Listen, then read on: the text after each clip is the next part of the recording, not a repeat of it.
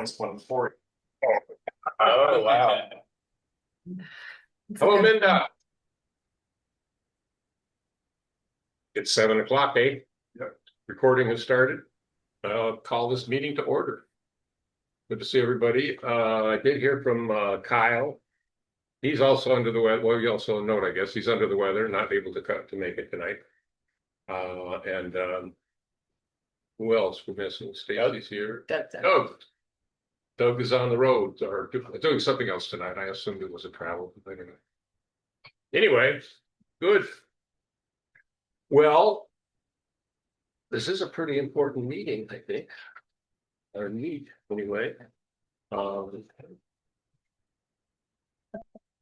of any I'm important going meeting. to change the order a little bit before we even talk about that. Well, let's first of all, the order is a little bit different, but can we start by approving the agenda for this meeting? If people had a chance to look at it. I know we were a little late getting it out this time, and that's okay, but it is nice to have a little time to look. Is there a motion to approve this agenda? I so moved. Is there a second? Second. Moved and seconded, all in favor? Aye. All right, thank you. So with that, I'd like to change the order a little bit. I'd like to start with introductions and then do a short reflection if somebody has a short reflection tonight. But so introductions. It's a really great time. We have 3 new members, 2 with us tonight, and plus Kyle. And we have 8 members now, as opposed to 6 we had before. We'll be saying goodbye to Dick tonight. But so that's really great. We're talking before. I'm not sure there's ever been a time when the tree board had that many members. I can tell you in the 4 years I've been the liaison, I believe this is the first time we will be fully staffed. So thank you. Yeah, really. And it was decided that the choice was to have 7 regular members and 1 alternate, as the guidelines would lead you to believe, but a closer inspection determined that we could have 8 full members. So all 8 of us will be active full members, voting members, et cetera, in the tree board. And I guess that means our quorum is probably 5. For making decisions in the future, then maybe we need 5 people to make decisions. So great. We really need to introduce ourselves again. We do this every meeting, and often it's just the same people introducing themselves. So this will be good. If you knew people could tell us something about yourselves that you think would be good for us to know. Something about your hopes and your fears, or your dreams, your aspirations, that kind of thing. Keep it short. Keep it real short. And you can tie it to tree activity, but let's start with and Richard, go ahead and just start and introduce yourself. Well, I'm Dick Olmsted, the senior member of the tree board, and I'll be rotating off. For those of you who are new, I'm a emeritus professor at the University of Washington, botanist. And I've lived here in Lake Forest Park for 30 years. Very good. Robert Saunders. I've been on the tree board for 1 year. I'm longtime Lake Forest Park resident, and professionally, I'm a product director for a company that works with technology for nonprofits. And I'm glad to see Ross here, who is a neighbor and a wonderful community member and leader. I think be a great addition for. I'm Victoria Kutas, and I've been on the tree board for 2 years. I've been in Lake Forest Park for coming up on 11, and my professional life, I work in support services for youth and foster care. Is that an organization or a few? Treehouse is the organization. That makes sense. Well, I'm Mark Phillips. For the next hour and a half, I'll be the chair of the tree board. And I guess I'm finishing up my first term, 3 years, and hoping and planning to be reappointed. And I'm also active with the Stream Keepers group, and have been doing that for many years at Lake Forest Park. Okay, I'm Ross Barsley Benson, and I've been a member of the tree board for 10 minutes. And yeah, started out as a cabinet maker and then became a speech pathologist and worked at Harbor View and then at Fircrest. And Richard twisted my arm and encouraged me to do this, and Wasn't that hard. I'm really looking forward to it. You've been waiting for the opportunity. Oh, for a yeah. long time. I mean, we knew you wanted to branch out, so. Oh, good one. Hi, I'm Larry Goldman, a city council member, just starting my second term on the council, also the council vice chair. And I've been the liaison to the tree board for the last about 4 years now. And recently reappointed to that, Yes. reassigned. Sam, Hi, I'm Sam Cole. I'm the urban forest planner here. I've been here for less than 6 months, but coming up to, I think it's 4 or 5 months right now. So, yeah. that's good. We're glad to have a qualified arborist with us, of course. Minda, go ahead. Tell us what you think we need to know about you. I came to Lake Forest Park about 12 years ago, and I fell in love with the trees. Didn't know much about trees, except I loved them, and was always worried they might fall on my house or how to care for them. And so I learned, took workshops. I signed up for the stewardship program. Did that 1 year certificate, learned about the ivy and all the invasives, and learned all about the amazing benefits that trees give to us and our animals and the air we breathe. It also helped me recover from, I was in a car accident, I had a head injury, and the oxygen from this tree canopy, really got rid of my headaches. And it was, like a health beneficiary. And so all that I've been given by trees, I want to give back in whatever tiny capacity I can. And one of that is here, volunteering here, and being that kind of tree nut neighbor that offers to pull the ivy off of neighbors' trees, because I know that those trees would love it. And professionally, I am a filmmaker, make documentary, narrative, experimental work, and a professor at the University of Washington at Bothell. I think that's enough. Yeah. Yeah. I teach media production and media studies up at UW Bothell. Oh, yeah. Yeah. I realized finally your name came back to me because I realized that I had met Minda 5 years ago or something when she invited several of us from the Streamkeepers group to come over and look at the property that she has that she's been working to restore. Yeah. Been about the headwaters of Sheridan Creek. Yeah. Yeah. I didn't even know the name of that creek.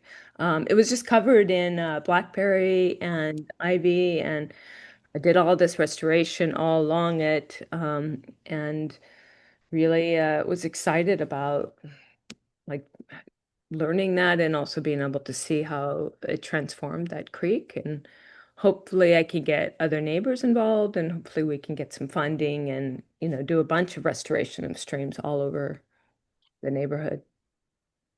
Great, thank you. Mhm. Stacy. Hi, Minda, welcome. And welcome to the other new members as well. I've been on the tree board in lockstep with Victoria, so as long as she's been part of it, I have been part of it, which is, I think, beginning our second term now.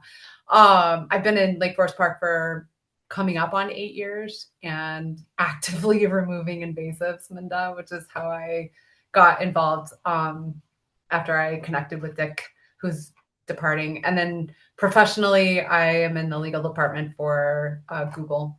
So I don't think I have anything else to add. Anything else? No, that's great. Okay. Thanks, Mark. Thank you. Thanks, everybody.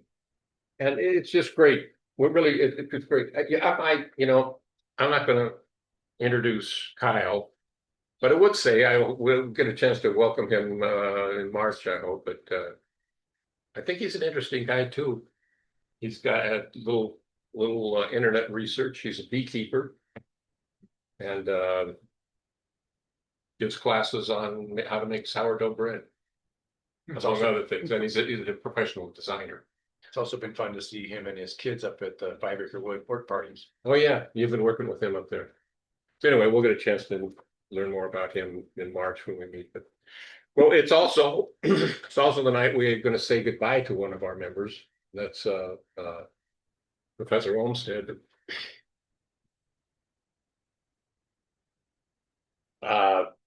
It's going to be a big loss. We have Doug Sprugel is not here tonight, which you'll meet him in March. He's a retired forestry professor at the UW from the UW, and Dick is retired or semi-retired. No, fully retired. Fully retired. Except you still lead trips and do things. I still, yeah, do. My title is emeritus professor, which gives me the opportunity to do what I want to, but nothing that I don't, want to. And I think you finished, you did 2 terms on the tree board. Yes. 6 years or 9 years or something. 6. It seems like 9, yeah. Well, anyway, it's we're going to miss you. It's really great to have, along with we've always had the city's arborist, urban forest planner, as a member of our group or advisor liaison with our group. So that kind of expertise is really been great to have. And we've talked as a group in the past about different ways we might try to ensure that we have some of that professional expertise regarding trees and such things. So anyway, something for us to keep in mind, and hopefully we can continue to have that kind of reservoir.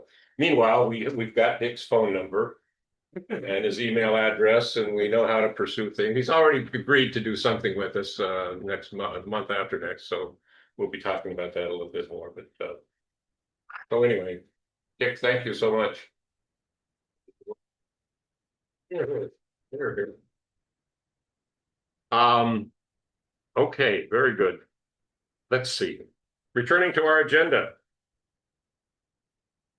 We have a couple of things. We have minutes, 2 sets of minutes included in the packet. The December meeting minutes are there, and then the January meeting minutes are there. I wonder if folks have had a chance to look at them. I guess we'll just take them one at a time. The December minutes.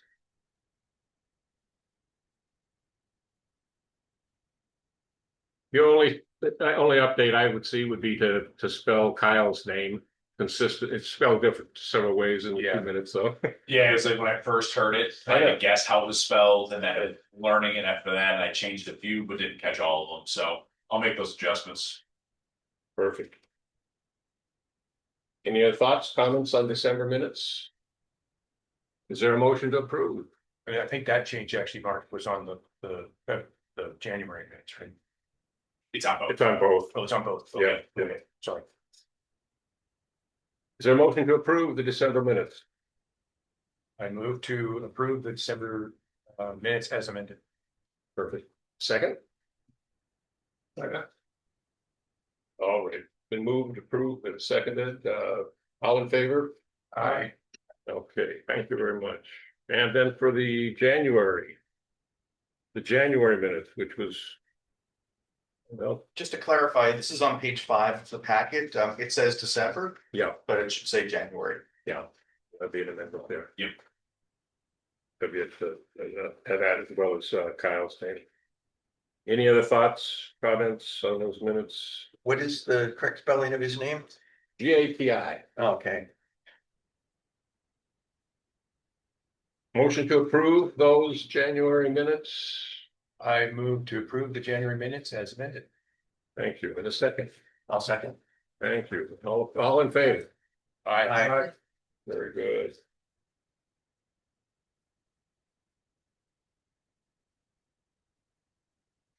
Okay. I don't see any, the city, the the council's policy now, and our policy as a creature of the council, so to speak, is that we don't take comments online, public comments. So I'm seeing nobody that from the general public here tonight, so I assume no public comments to be made. Do we have another? That's just, That's us. That's all that. do it down the door up there, Mark.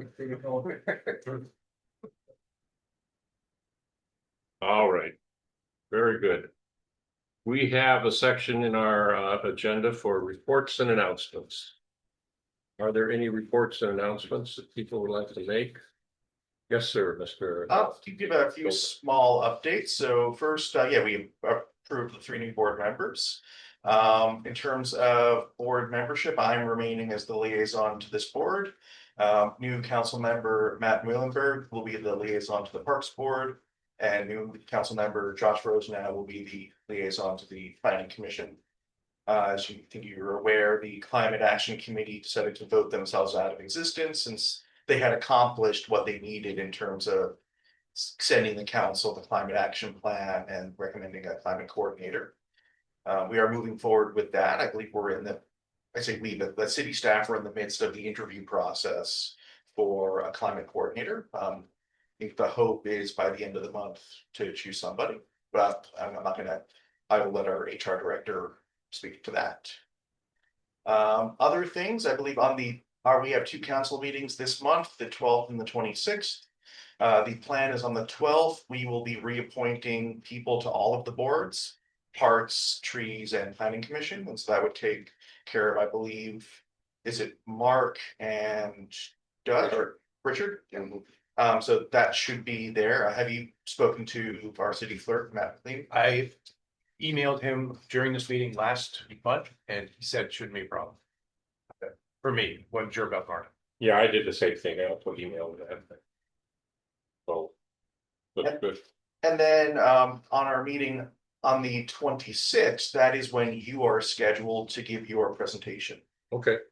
So I think we have one of the 3 boards is presenting on the 12th, and then the other 2, including you, will be presenting on the 26th. That's our work plan. Yeah, just kind of a summary of accomplishments from 25 and then work plan for 26. It does not have to be very long. I would say, 10-15 minutes seems like a good length to aim for. 15 or 20 slides, something like that. Other things, I think these are going to come up in the main agenda. Also, I believe I might be stealing Sam's thunder, but SFI is provisionally listed on the agenda for the February 26th meeting. Also, actually, I think that's basically it for my updates. I think it's kind of where we're heading. I guess Sam and I had a really productive Zoom meeting along with our public works director and some others to talk about the roundabout project. And so I see that in the agenda under, I guess that's under 8C. So I can provide that context when we get to that part of the agenda. Yeah, good. Okay. And can you remind me what time the city council meeting is on the 26th? Yes, Do they 7 o'clock. Start at 7 as well? Yeah. So what I was against tonight.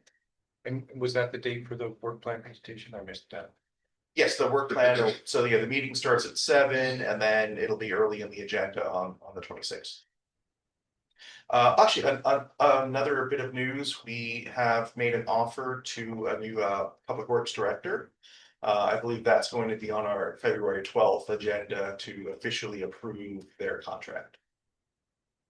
Great. Okay, very good. I had assumed that I would be making that presentation to the council, but we should talk about that. And anybody who wants to attend that would be welcome there. First part of the meeting. Okay, thank you. Thanks, Larry. Yeah, so I don't know that I could have competed with a really cute dog.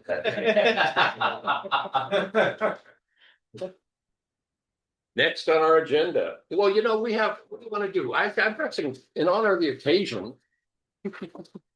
I made cookies. Oh, I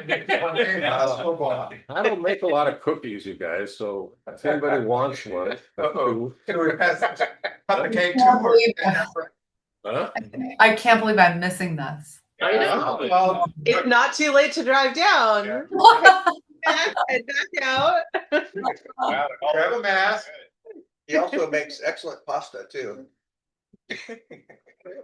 Yeah, yeah, Nice of you to say yeah. that. Peanut butter? Yes, they are. I'm sorry, I should say that. They're peanut butter. So beware if you have peanut too.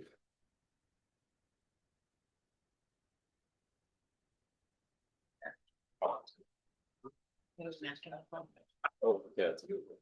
Oh, this is for the new members. I wouldn't bring a cake for myself.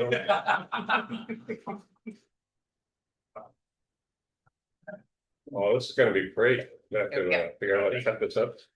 Can we talk while you do that, Richard? Yes. He, anybody doesn't want a piece of cake? I think you can figure we all want a piece of cake. Okay. Next on our agenda is to do final approval for the our work plan and our annual report, which we were just talking about presenting. So these were included in the meeting packet, and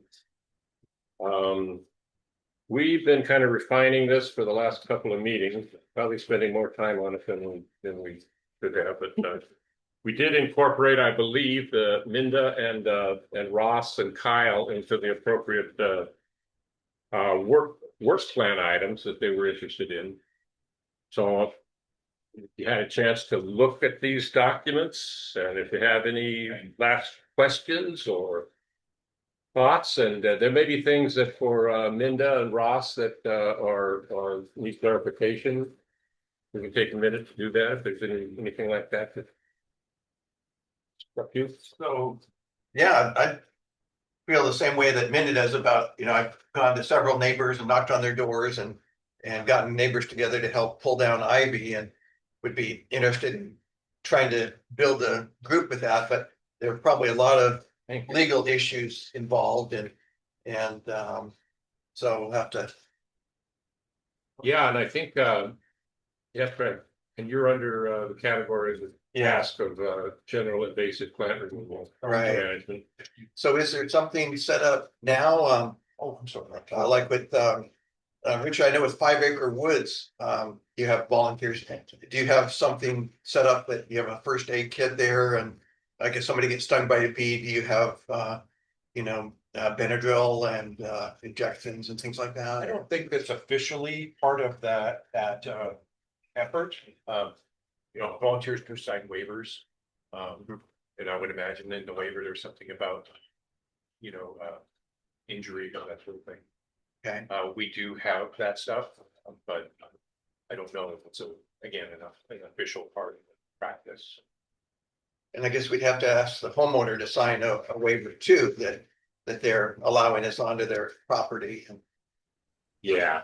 Well, we got to talk about a lot of those things, and we'll have a minute to do that, I think, here in terms of how we kind of dig deeper into some of those tasks.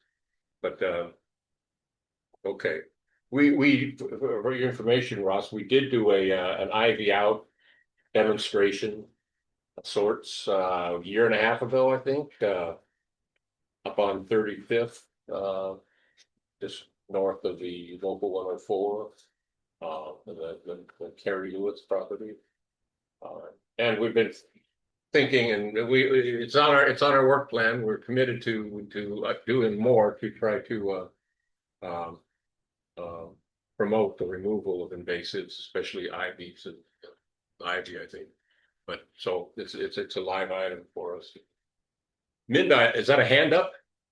Yeah, I had a few questions. One is the North City Water District's plant exchange.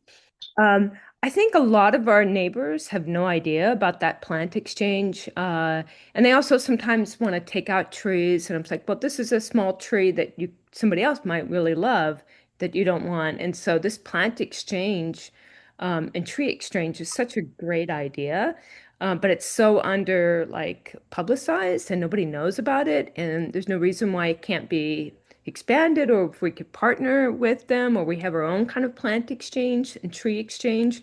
And the more we include neighbors and say, hey, if you need a tree, we have a tree here for you, an evergreen that we can plant here, and this is how much space and and so forth. So that was one idea. The other is for me and the volunteering. I don't know if in that area that I put myself in for the outreach, if that's the best use of my time. There's a lot of people there. I'm happy to go on another committee if you feel like, as a filmmaker or someone who works with visuals, would be more useful somewhere else. I can't do more than two of those, but I'd be happy to jump on another committee that's a smaller if that's more needed, in terms of the equity of the labor, and also for my skill sets, what would be most useful for the committee and the tree board. So we put your name by support, promote tree planting, kind of what you were talking about there. Yeah. And Which, where else? Of course, everybody can help out with Promotion. anything that they want. Yeah. It's sort of the history of the tree board is that It's pretty- people have something that they find that they want to pursue, and they sort of take the lead and work on it. So And I would say to Ross's point, I mean, and I see your name's already there, Ross, but the general invasive plant management, including education opportunities, I think what you described could fit under that, so. And then Indy support for promote tree planting and maintenance, see you're under that. Sounds like those things that you guys described could go under those categories. Yeah, and I've been working with teenagers to restore the big chess pieces that were in third place commons, and they've been really fun to work with. And I think that that if we had made a little film about going into somebody's place and showing it with the ivy beforehand, and then everybody having fun pulling it down, and then afterwards, that would be a quick thing that you could provide, and that we could even have that shown at schools and get more volunteers, because I would just love to see more of the younger generation involved. Be a great piece of media to have. Yeah. yeah, it would be fun to have the kids film it and make it as well. So it'd be a fun thing to teach them as how to make a little instructional video. I think they have a very active video club at Shorecrest. That I've thought many times we should turn them on to some of these, any number of projects that could be done that would be helpful for the city. I like that, but I think it's good to keep you in that category of public outreach content. If you're okay with that.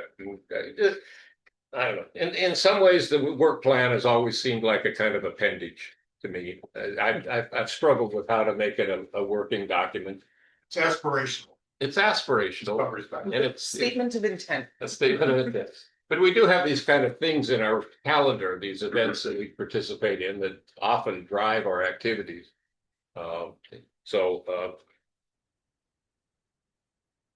guess the question I did have is if we wanted to take some of these, well, I was looking, I just checked 3 of these tasks: the developing content to improve public outreach, the general invasive plant management, and then down the list a little bit, support and promote tree planting and maintenance, watering, et cetera, as 3 areas that there's there's talented people on the line here to work on those things, but it seems like it's difficult for us to figure out how to move any of these along systematically. We kind of take a shotgun approach to it, and Victoria's been doing a lot of work with public outreach, and it just I wonder how we might be able to focus our work on these areas a little bit more, or some of them.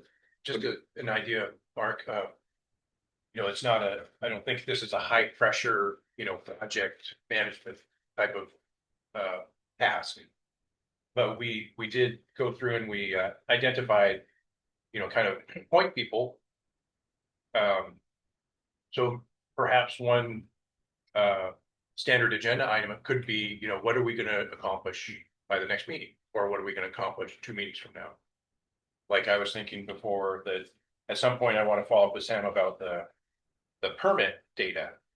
And so if I was to say, maybe not this month, but next month. By the end of the next month, I'm going to follow up with Sam and we're going to have a conversation about how we might leverage the permit data. And so I'm committing to the team and we've taken down notes. And so it's a potential way to kind of move things. I suppose logically you would expect to have the people who are in those, who are working on a particular task, talking to each other and, throwing ideas around. A thought I had was whether it would be helpful for us to focus on some of these areas. I would like the three that I mentioned. And maybe take some of our future meeting time to talk about them as a group and help to generate ideas for individuals who are working on those. Yeah, you could before the meeting, you could ask people for focus areas for discussion during the meeting, so people could think about it. Well, set you up for Design me new thing that I have to do as chair. I would have touched What do you think, Larry? So recently the council had a joint meeting with the planning commission to talk about their work plan for 2026. And one of the things they were talking about is it's similar as to how do they keep things moving, that if there's only one meeting a month, how much of that meeting is spent kind of getting everybody up to speed. And so they seem to be a fan of the subcommittee idea, that in between monthly meetings, people can informally, as long as it's not a quorum, can informally meet. And you might, it doesn't have to be, probably that's less formal than the planning commission's version. But if whoever is like the head, I guess, has the asterisks by their name, and it says, oh, I think for our April meeting, I'll be ready to talk about X. And then let the chair know, and they can be put on the agenda. And that way, sort of the subcommittee's done the groundwork and they can present it to the rest of the board and the rest of the board can offer their comments. But I think it's a way to keep things moving. So that's something. Yeah. Of course, we also want to be mindful that you're all volunteers and you can choose how little or how much time you have available. The rest of your lives and all that. And so it's really just a matter of you deciding, how much time to spend, how to use it efficiently. But that's my long-winded way of saying, I think that the subcommittee approach can really help to bridge things in between meetings. Seems to me when I first got on the tree board, it was a regular agenda item was the work plan to see if there was, always the chair would bring it up, say, okay, what have we done and what should we be doing? And it eventually dropped off, so because I don't think it ever led to any. It often leads to a review of the whole 2 pages and there's 40 minutes right there. Yeah. But well, I don't know, the thought I had, I don't see if we could maybe start that process if we said maybe at our March meeting, we would take 20 minutes, 30 minutes to focus on. I was thinking that task of develop content to improve public outreach. And just maybe we could take a look at Victoria, as I said, as you know, has done a lot of created several brochures that have been very useful to us. And maybe we could spread those out on the table and see what we have and just discuss maybe where there are gaps or what other ideas people have for how we carry out public outreach. That's like a great topic. Would that work? Yeah. I think having a conversation at the next meeting about what direction do we want to go in with it, and then having some contingent of the people in that box follow up between meetings and make a more concrete plan. Sure, people in that box could talk about it before our March meeting, and if they wanted to feed the discussion a bit, but otherwise we just start with the discussion there. Yeah. So we'll say maybe for March, we'll take on public outreach. And then we can decide if that's helpful, we could decide to add another category for the April meeting, or we'd have kind of some group input to help the team of people working on that. Great. Sounds good. Any other thoughts on the work plan? We need to formally bless this, folks, and approve it. So is there a motion to approve? This is our 2026 work plan. So moved. I'll second it. Moved and second, all in favor? Aye. Aye, any opposed? Great. Then we also, before we leave that category, that topic, we should have its annual report. Boy, it became clear to me that we're pretty good at public outreach. Now that we just finished talking about it, at least as we know it, there's kind of a limited way that we carry it out.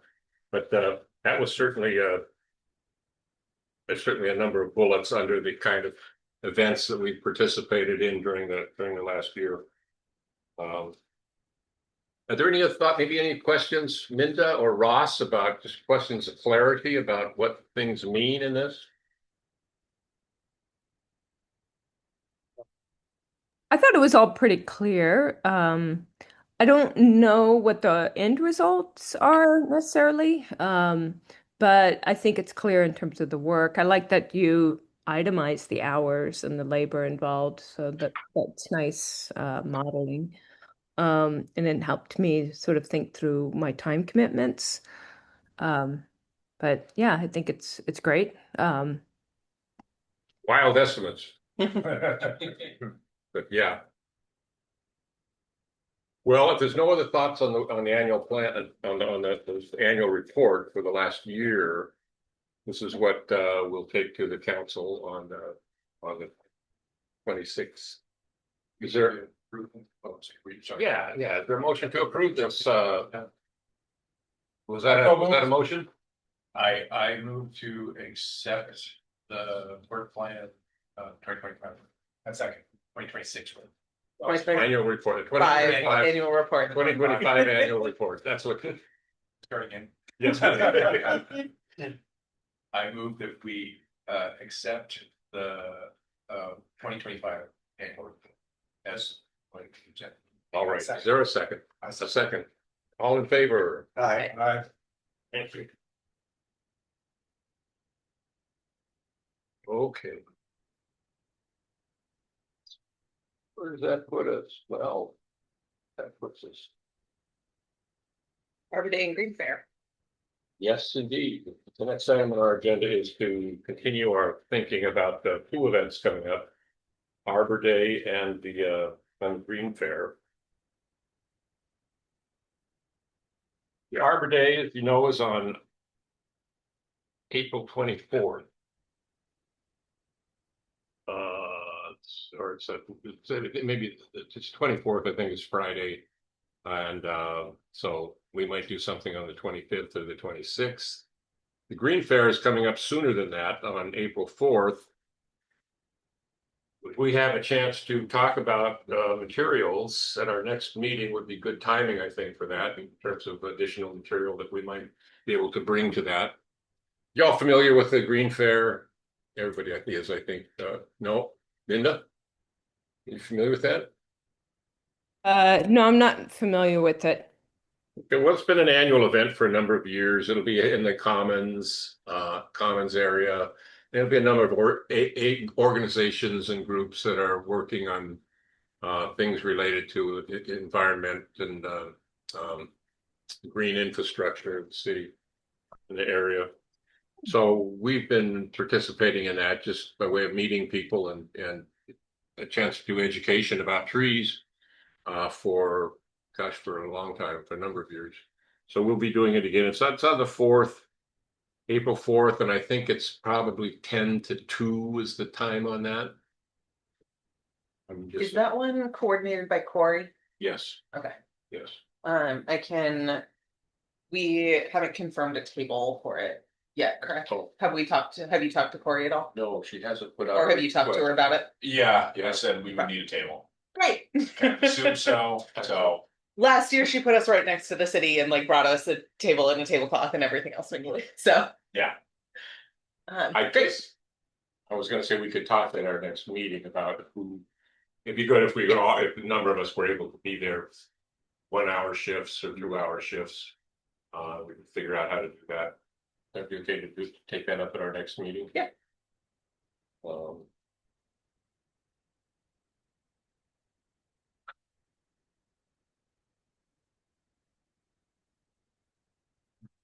Great.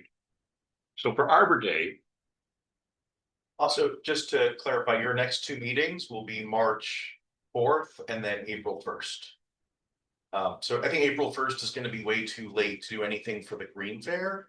But potentially, if you have any last planning items for Arbor Day, that's still a 3-week lead. You also have the April 1st meeting available. And unfortunately, before I knew I was gonna be on the tree board, my wife and I had set up a trip to Portugal and Spain, and I'm gonna miss the next two meetings unfortunately, but. I don't know, Well, if it's possible, I'll come in by Zoom, but who knows? it's tough. 2 a.m. Yeah, Was there conversations previously about Green Fair having a walk, a tree walk? Because I Yes, believe we've been in my talking notes about there that. Was that, and so when talking to Corey, I just kind of laid out everything that we've discussed in the past. Not being sure of what's official, I was hoping to kind of Well, I think slowly get to that. we were talking about that in conjunction with Arbor Day Got it, okay. later in April. And I think that's a, kind of a popular demand to kind of repeat that. We had such a good time when we did that tree walk around Horizon View Park, and people really enjoyed that and learned a lot. So Yeah, I think we had. Last year we did, there was something in conjunction with the parks, right? That presentation of the art. It was going to be produced and installed, and so. Yeah. There was an opportunity to reach more people. And I think that helped. I don't know if we want to see if we can do something in conjunction with parks or with stewardship. So for the Foundation. Arbor Day, I believe our last conversation was, can we get in to do a tree walk at the new lakefront park and do like the Lion Creek Preserve and then the new lakefront park? Do you have any idea? We will not get access to that. Bummer. Yeah. Okay. it doesn't surprise me too. Yeah.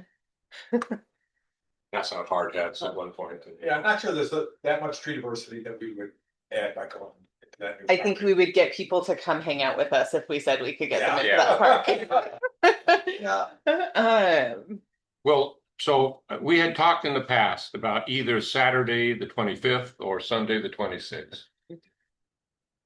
Now, since you're kind of key to this whole operation, do you have I'll be here. I get back from Costa Rica on the 19th, so I can believe that. should we do Saturday, the 25th? Would that make sense? We could hold it on Sunday and have it in conjunction with the farmers market. Is that started up by late April? Do we know when farmers? Oh, it'll be sorry. It starts at Mother's Day, isn't it? Oh, May then.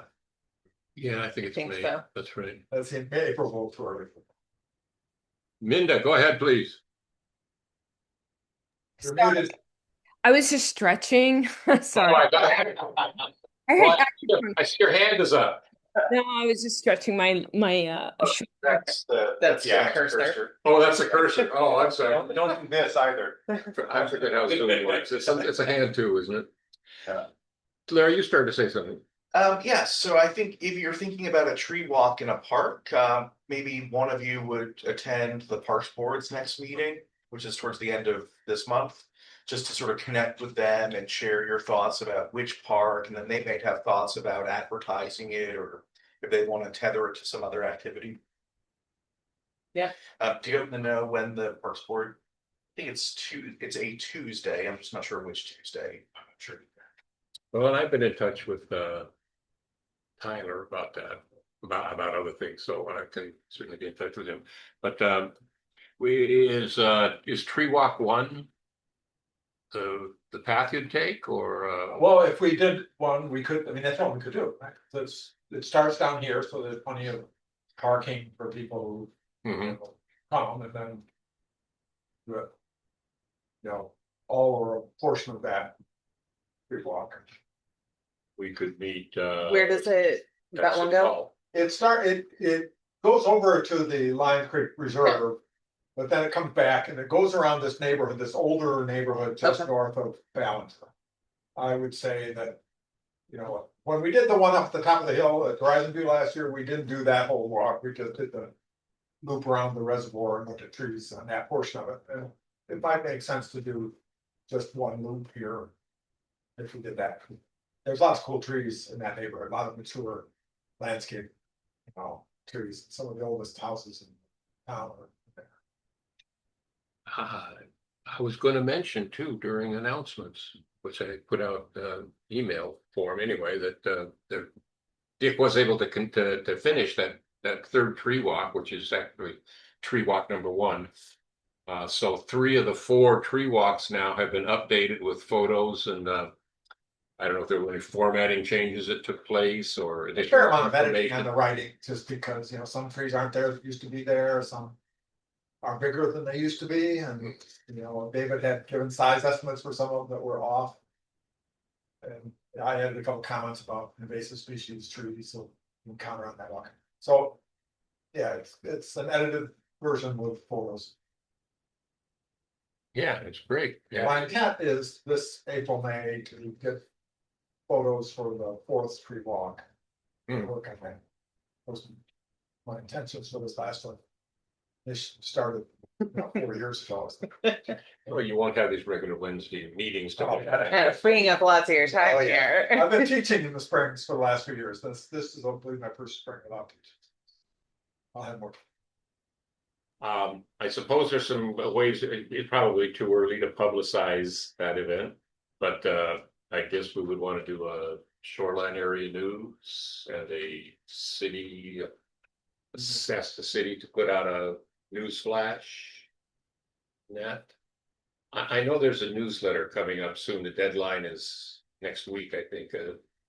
Either Sam mentioned that or Elizabeth did. I don't know if that's maybe too early to get in, or if we want to put it in the quarterly newsletter. It would be, yeah, I believe Elizabeth mentioned something in an email.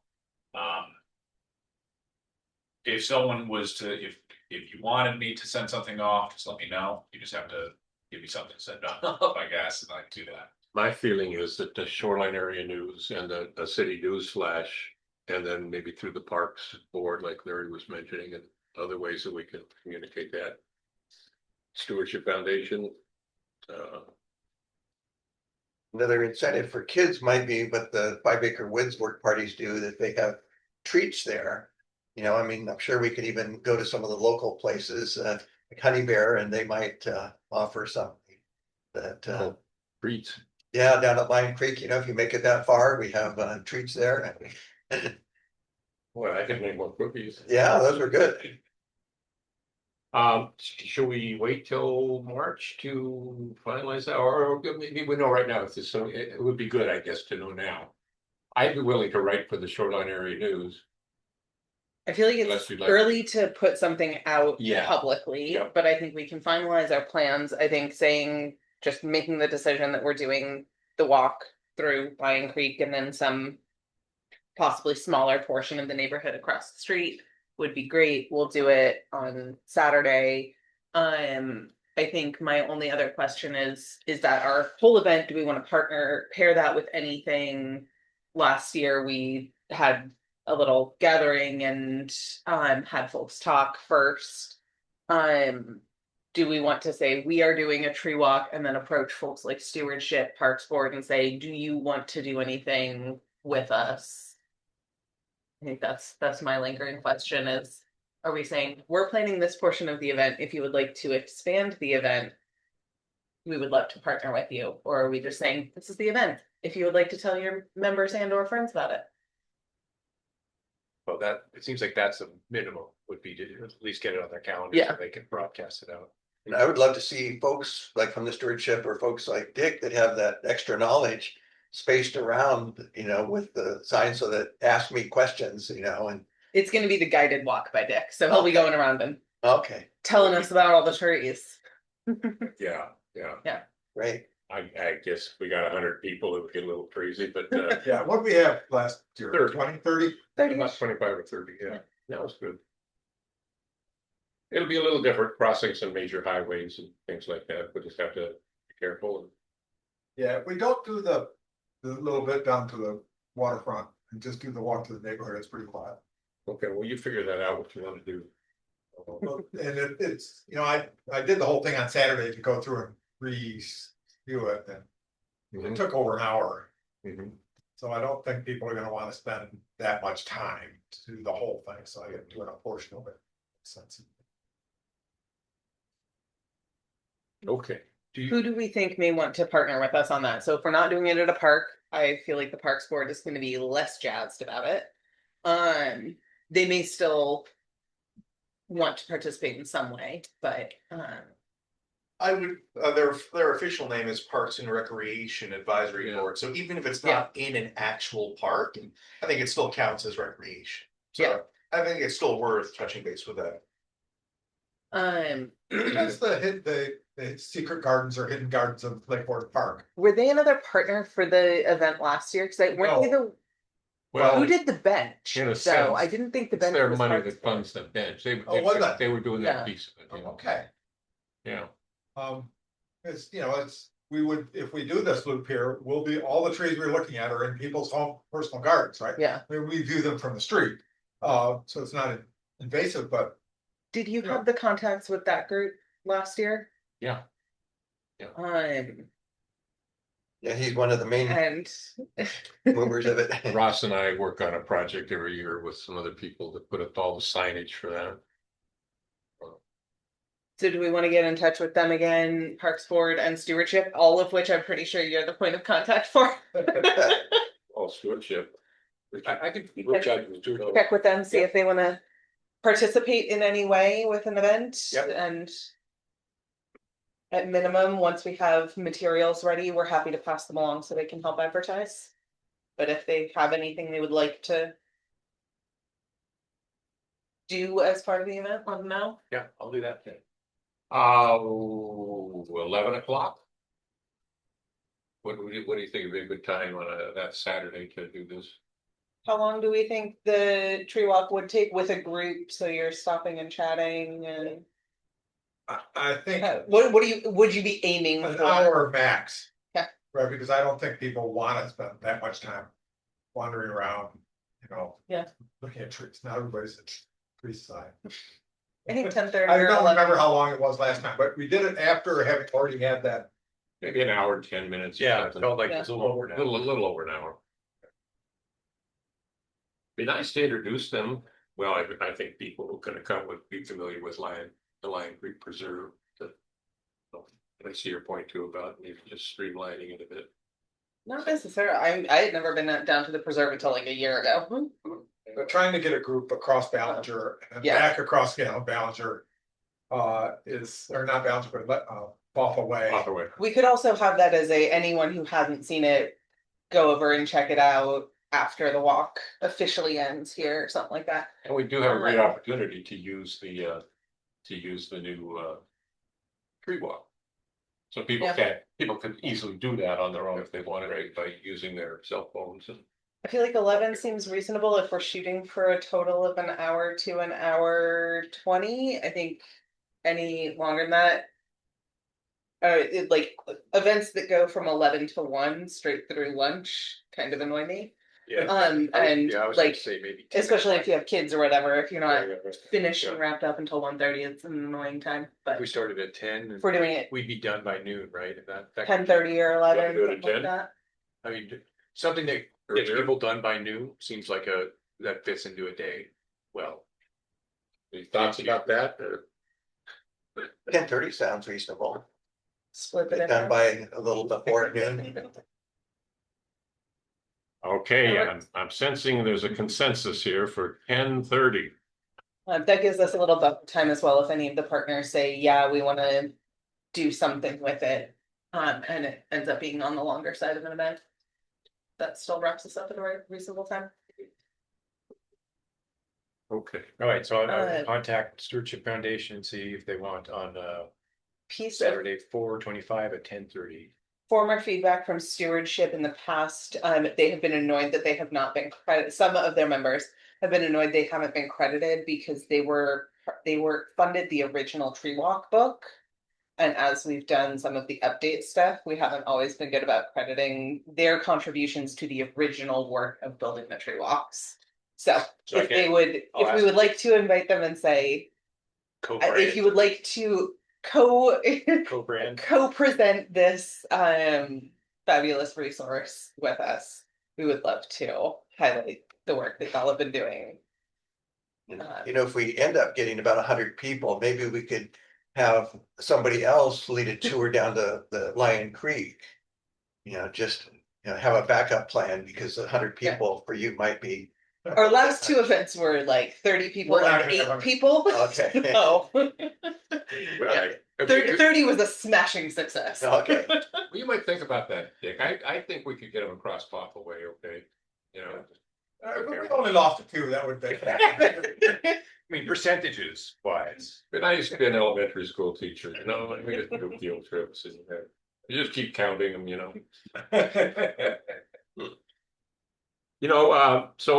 well, that sounds like a plan, huh? At this point, we can reach out to a few Yep. organizations and just touching again on the Green Fair. It sounds like where we're going is to have some nice materials and be ready to engage with the public. We had talked in the past about tree giveaways. I think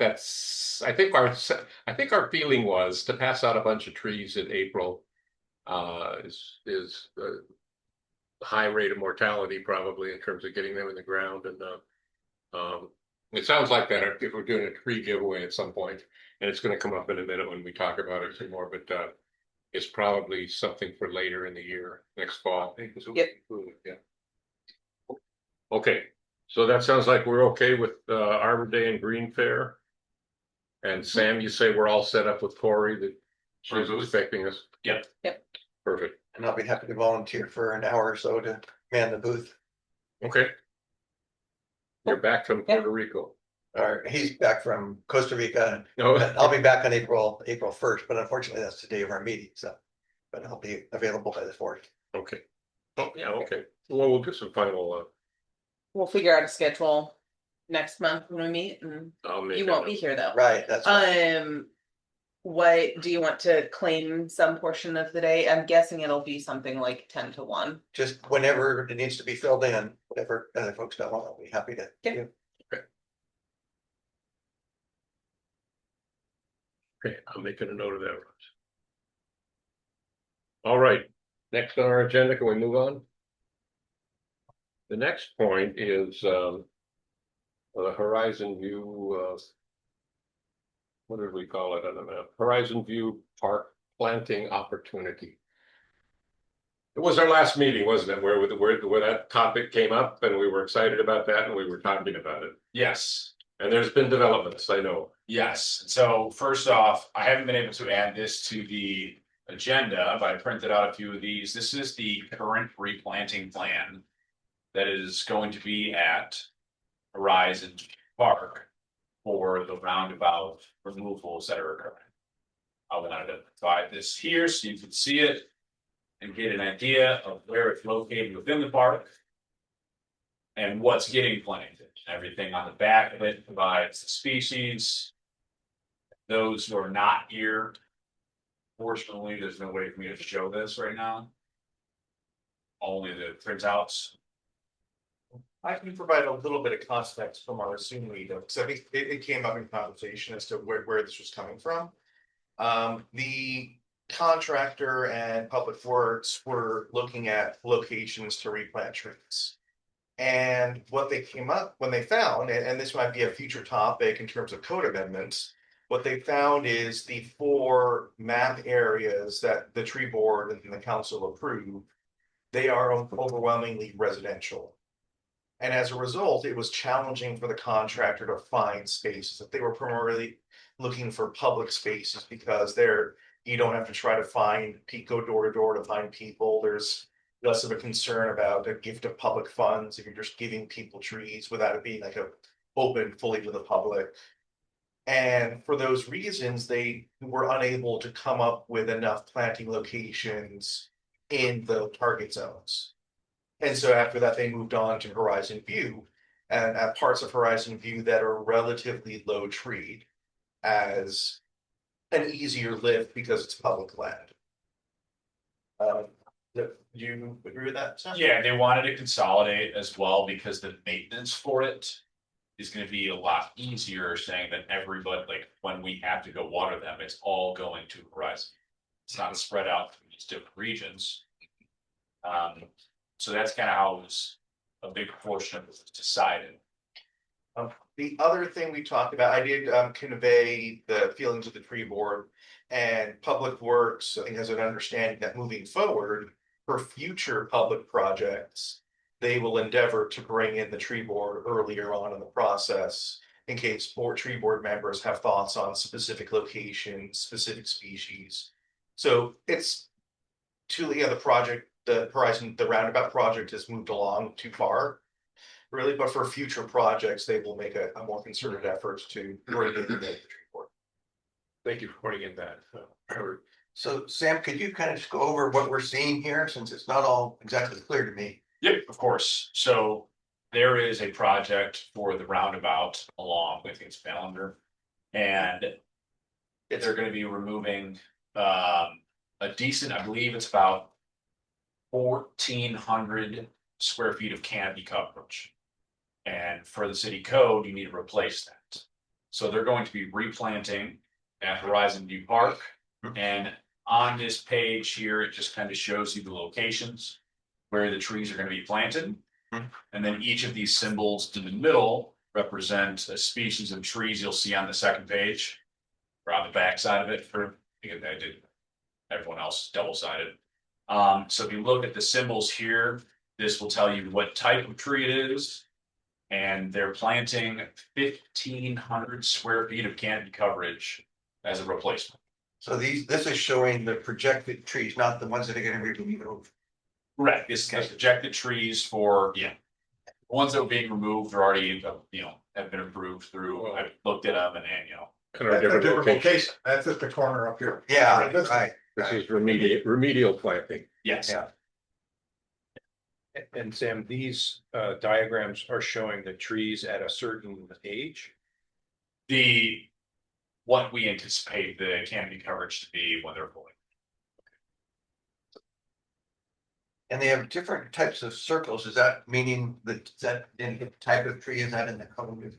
Yeah. Oh, I see on the Yeah, second page. yeah. Okay, okay, well, all becoming clear here. So I have a question. When circles overlap, is that just means the canopies would overlap, but there wouldn't be any issues where the root systems will choke each other out or like that? Correct. Yeah, a lot of the time it's these smaller overlapping ones here are probably like a vine maple underneath, a western red cedar. Yeah. I Those imagine, might be undergrowth. I imagine they had their own arborists Correct. Yeah, doing this kind of siting. yeah, and it's the arborists that we've worked with in the past for some of these that have created some pretty good replanting plans. And this is all generally in that same general area as I think the idea that Dick came up with. There's actually almost no overlap between where I was suggesting that we might plant trees. Yeah. Well, I do have one question on what it says key plan on the lower right corner. Yeah, It has two of those rectangles labeled 1 and one is labeled 2. I think the one in the middle is the second, also labeled 1. It's really the number 3. Yes. yeah. So it should be 1, and then on site 2, it says 1 here as well. So there's 2 1s, depending because they're on separate pages, and it looks like just 1 on this page, 1 on this other page, and then 2. If that makes sense. If it helps, so the image that's on the top left, that's the northernmost zone. Oh, I see. The image on the bottom is the southernmost zone. That's And then the image on the back of the page, that's the central zone. Thank you. so I have a question here. In that key plan, it has that dash line that outlines the park. Yes. And I noticed that in the very low, the southwest corner of it, that big open field is not actually in the park. It's not. It's actually owned by, I believe, the water district. Not the same people that own the reservoir though. Is that right? Yes. That's a good question. Because they have that big chain link fence that separates Yeah, that open space, which seems to be part of the park and it's functional yeah. use. I know it's not owned by the city of Lake Forest. And so that's why there's no planting in that section. Yeah, that's where I thought plantings along that big chain link fence Yeah. to sort of hide that ugly fence and also create some more greenery in that open area. Mhm. I'm pretty sure that's Seattle Public Utility property. I was working with them for a while with some people trying to see if we could put solar arrays along the edge of that reservoir. And, they have a lot of infrastructure that you don't see under the ground, and they do periodic maintenance that requires access to the reservoir. And I don't know about that specific slice of it, but But that area in between the northernmost one and the middle one. You look at that small inset drawing in the lower right. All along the top of that hill, that edge of that wooded area, is where all the invasive hawthorn are. So that all along the margin there, I'll bet there are 10 or 12 hawthorn in there that could come out Yeah. and be replaced with something. Some other, flowering tree would be attractive there. It's in April or whenever, late April, I think. Those hawthorn are flowering. It's actually kind of a pretty edge there. But if you go in and look underneath them, it's just full of seedlings that are coming up, and it's a noxious weed in Seattle, and we ought to get them out. We want to take it out, keep it out permanently. Maybe we should put in a pickleball court there. But what I'd say is, take them out and put in some attractive flowering thing that, whether it's native like Anlankers or ornamental like cherries or magnolias or something. It would just be a nice place to have a run of trees. Yeah. To replace those basically. Sam, can you make sure that Minda is still a panelist? Yeah. Didn't catch. Yeah. Oh, okay. It's a quirk of Zoom if someone turns their camera off. Just They- making sure that she hadn't gotten kicked out of the meeting and came back and wasn't a panelist anymore. No, I was eating my dinner. I hadn't eaten dinner, and I didn't know this was going to be on air. I was like, I'm gonna just turn off the camera and eat. That's what I'm doing. It was great. Thank you.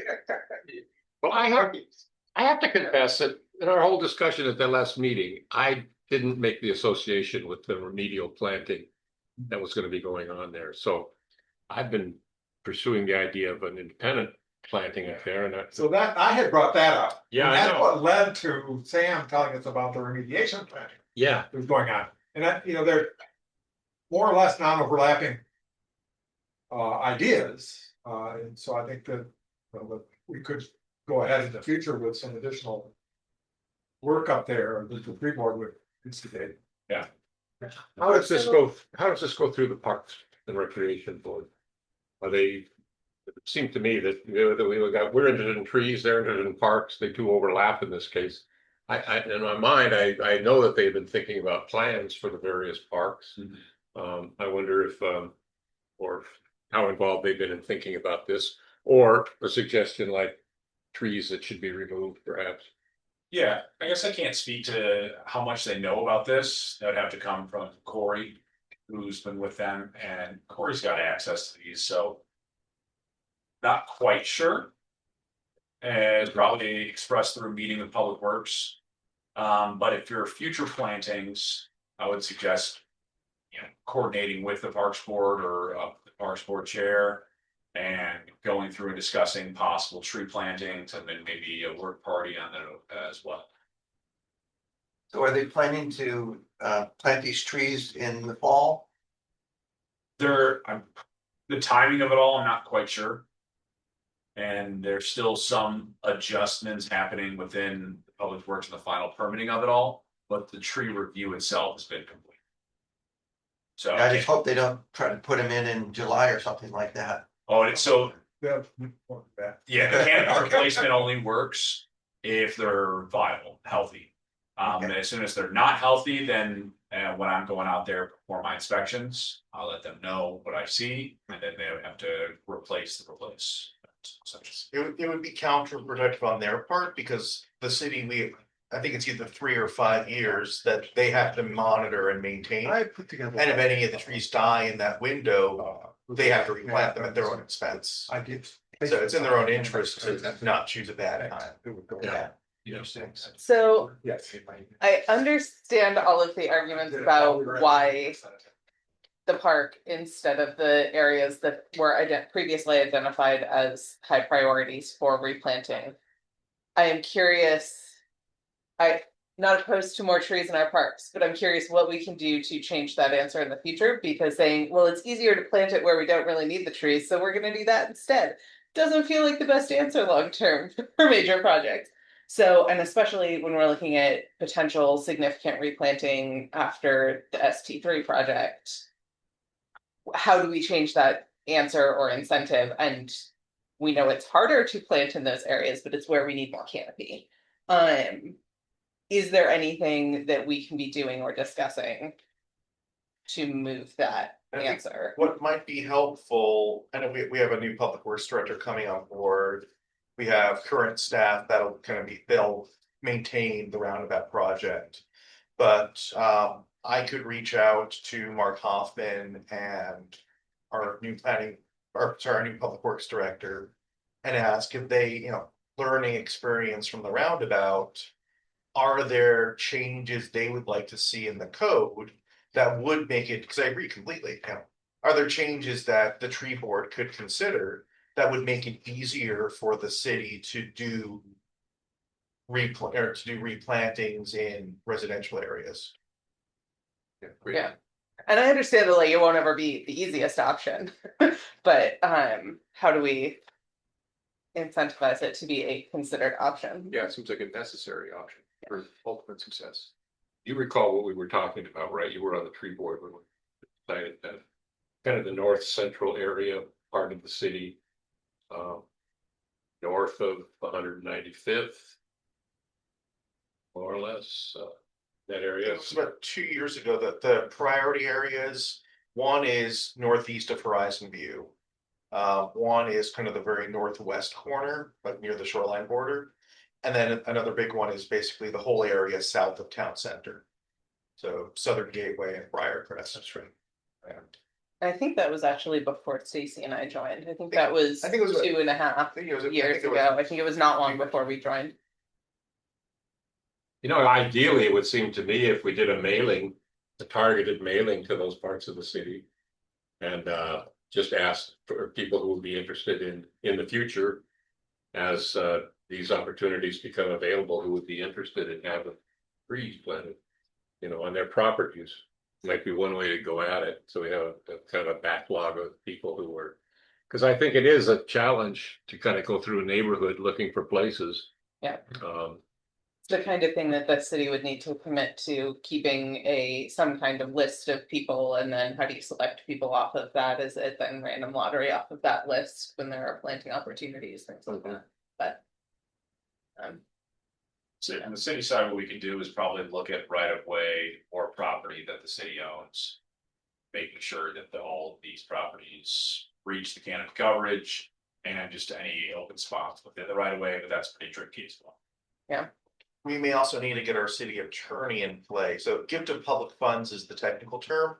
Basically, the city can donate to nonprofits, but the city is not allowed to give gifts, whether it's money or items, to individuals. And so that might be something to ask, based on our code, is the code restrictive in the sense that these are the priority zones, but it can only be on the streets. Yeah. In these zones, it can't be someone's backyard. So I think that's also worth looking at, is that hindering the city's ability to do this? And if so, is there a way to fix the code? So I think that a next step would be to reach out to city staff about recommendations for code changes and then bring that to the tree board. Sounds like a great idea. Yeah, we would like to have the ability to legally, have individual property owners make use of those trees outside of just the right of way area. Is that your understanding, that replanting public right of way trees in someone's backyard, that might be considered a gift of public funds? Yeah, that'd be my understanding. So it could go through an intermediary like the Stewardship Foundation, and they could be the ones who actually give the trees to the landowners. There you go. Maybe so. This makes me wonder, how does the tree giveaway that the other cities have done, because clearly a tree giveaway works. So I wonder if maybe there, because it's through KCD, which is, Mhm. but yeah, I'm You're not also, sure. you're not, also not picking a location necessarily, right? Someone shows up and you give them a tree. As opposed to saying, we want to put a tree there in your property.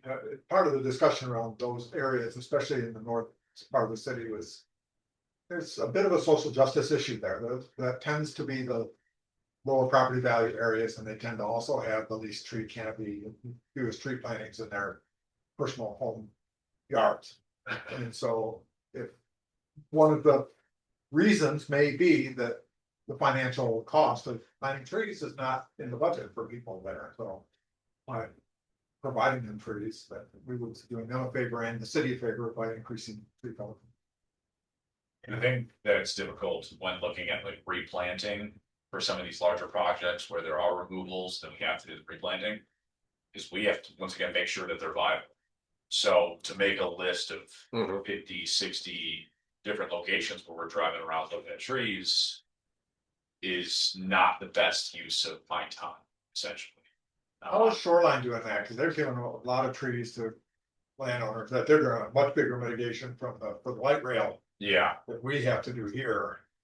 that's something I can ask them for sure, because with the bus route coming, so. And my understanding is that they're putting a lot of trees on private property there. Yeah, from my understanding with the community trees, or I forget what it was called for Shoreline, but they promoted planting in more lower income areas like you were discussing.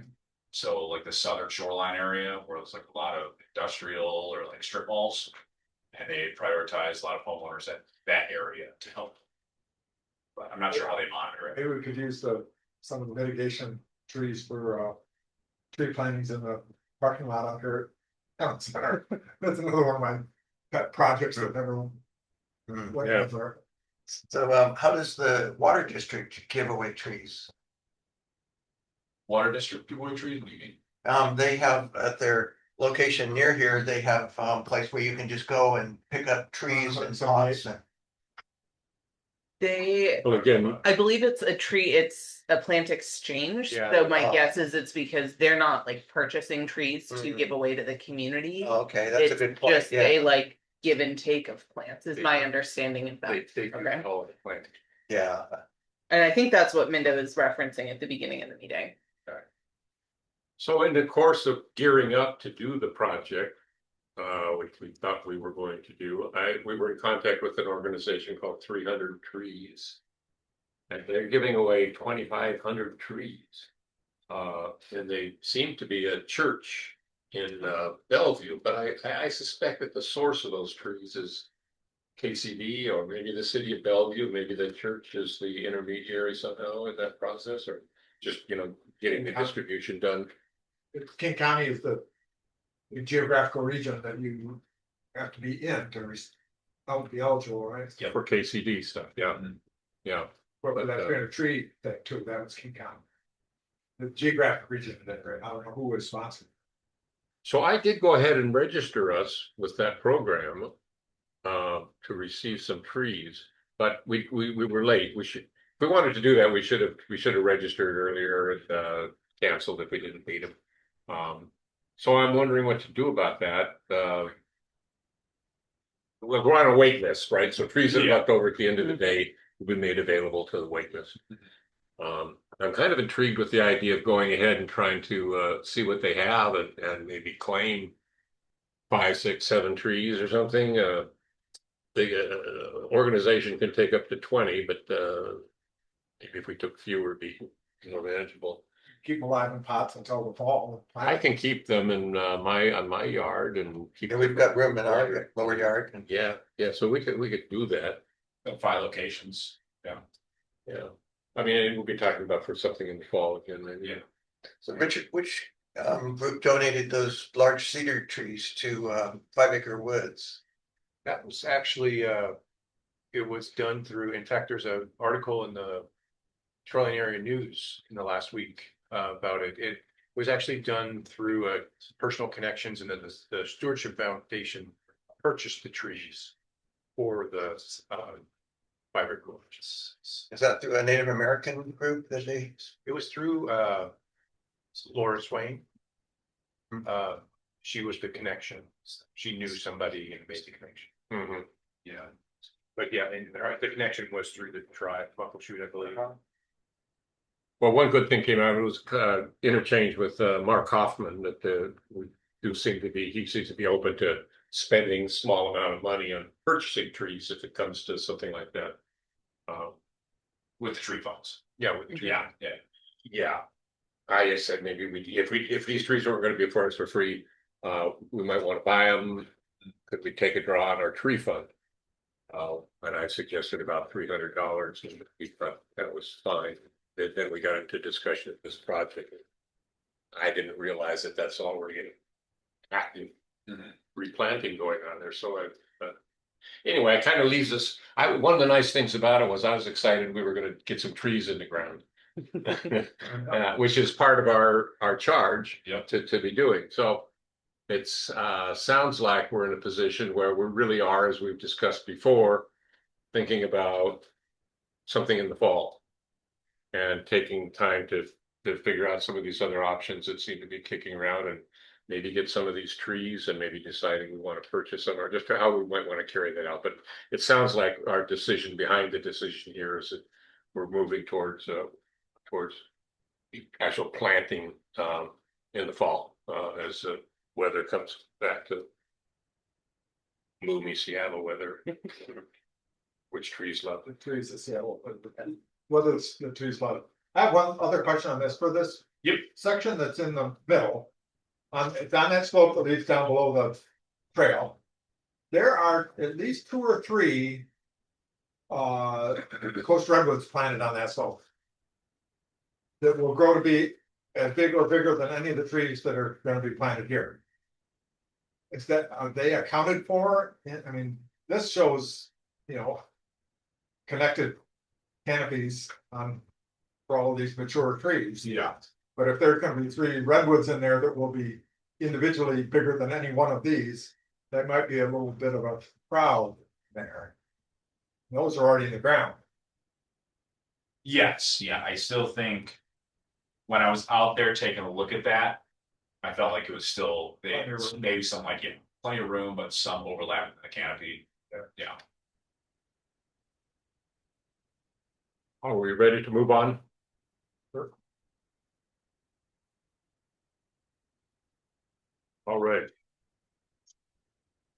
The next point on our agenda, so I think an update.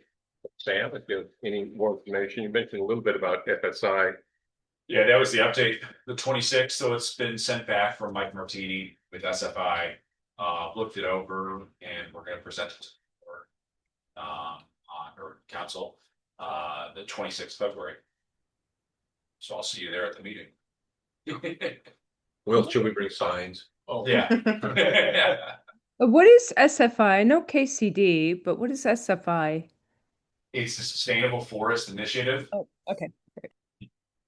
It's U.S. Forest Service money that's being distributed through an organization called SFI. Yep.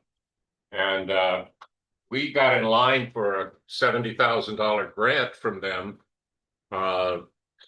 6 months ago, 8 months ago. And so we've been continuing to kind of be in touch with them and finalize the council's understanding and their willingness to take that on, and Sam's willingness to take it on as project manager. But what we kind of see is that money would be used, what they fund is for municipalities like ours to use a screen that they have, a 14-point screen of urban forest health. And so they'll be using that screen to analyze how we are managing as a city, how we're managing our urban forest. And so that's the intent of that. And we're interested in that because it's also on our work plan is the idea of updating the community forest management plan that the city has, and that kind of information would be like the heart of such a plan. So it kind of dovetails nicely with what we want to do in that regard. And so that's what we're pursuing there. And it sounds like it's all still alive and viable, and the people in Washington, D.C. haven't said the heck with it. No, we're all good. So there we go. Excellent, excellent, because there was a lot of, there was a lot of thought 5 months ago that a lot of federal money was going to dry up. A lot did, but apparently this is somehow still viable money. So, And it's going to council just so that council can say, yes, we will accept this money. Yes. And sign off before we can officially get the Yes, cash. city ordinance is that the council has to approve large, either spending large amounts of money or accepting large amounts of money. Right. So it's a formality, basically, yeah, we authorize the mayor to accept the grant for the city. Anything else on the, yeah, Richard? Mark, sorry, just to clarify what you said, I know we've talked about this before, but so the grant can be used, the assessment from the grant can be used to update the community forest management plan, but it doesn't include updating the forest management plan. that's right. Yeah. That's right. That's right. Yeah. They don't write forest management plans, I guess. They do the work of giving us data or helping us find data to go into that. So we still have a task of how that plan gets written. We can't ask them to write the plan for us. Yeah. Thank you. So the other thing on that topic was the King Conservation District. No updates there. Okay. Yep. So the King Conservation District grant for Minda and Ross was a program that KCD has hired a contractor, a GIS analysis firm, to look at canopies for cities that are interested in doing this. And we have several options in terms of how they can look at the data. And we selected several that will give us some more detailed information about how our canopy is distributed around the city, essentially. We can look at such things like what's the canopy on our wetland areas? What's the canopy on, well, down to a parcel level if we want. So it'll be another way of a little more detailed information. We already have kind of broad overview information of our canopy. I wonder what we want to do with that. Is it up to us to push it if we want to do that, or and it's using money that we've already paid. The city has already paid this money. All homeowners in Lake Forest Park and in King County, property owners pay a fee to the King Conservation District, and so we have a certain amount of credit with them that we're drawing on for this. It's only $4,000, I think, something like that. So it's not a big deal. But does that mean that council does not need to see that, or I think they're aware of it? I think that's within the mayor's authority, and so I don't think council needs to do anything there. And my question for Sam would be, is the ball in our court or KCD's court? KCD's right now. Yeah, everything's been approved. I believe the mayor already has those and signed off.